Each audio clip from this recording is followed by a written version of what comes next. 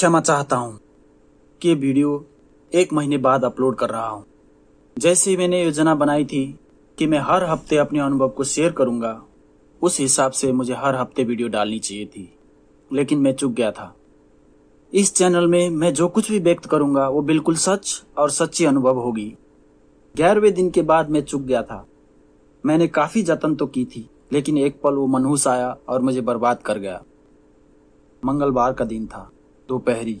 मैं घर में रूम के अंदर जैसे ही गया, मेरी पत्नी अपने कपड़े बदल रही थी, लेकिन बाय मिस्टेक उसने कमरा लॉक नहीं किया हुआ था। मैंने जैसे ही उसे अर्धनग्न स्थिति में देखा, फिर मेरे दिमाग में उसे भोगने की ऐसी लालसा पैदा हुई कि मैं खुद को रोक ही नहीं पाया। अब क्योंकि बहुत दिनों से इंटरकोर्स नहीं हुआ था, तो मेरी पत्नी ने भी मुझे रोका नहीं। उस घटना के बाद जो मुझे गिल्टी फील हुई, उसका मैं क्या बयां करूं।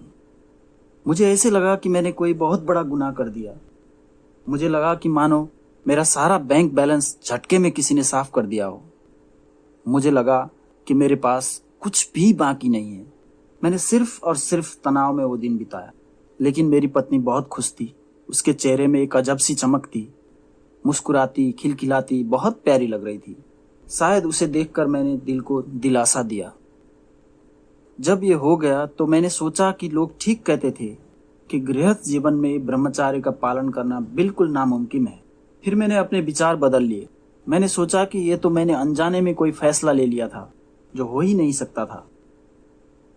ऐसे ही 2 हफ्ते गुजर गए। मुझे ब्रह्मचार्य की शक्ति को पाने की ख्वाहिश भी थी। फिर मैंने सोचा कि जहां जागो वहीं सवेरा।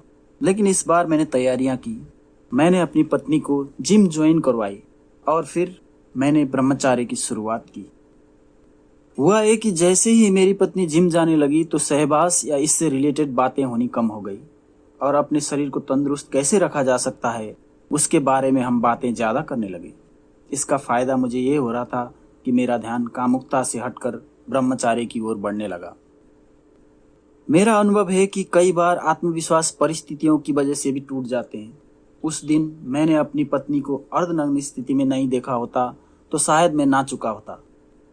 लेकिन एक मैरिड लाइफ में ऐसी बहुत सारी स्थिति आसपास रहती है।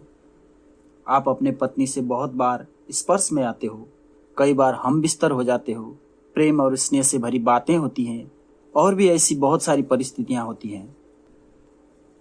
मैं इतना जान गया हूं कि मैरिड ब्रह्मचारी अपने आप में एक चैलेंज से भरा शब्द है।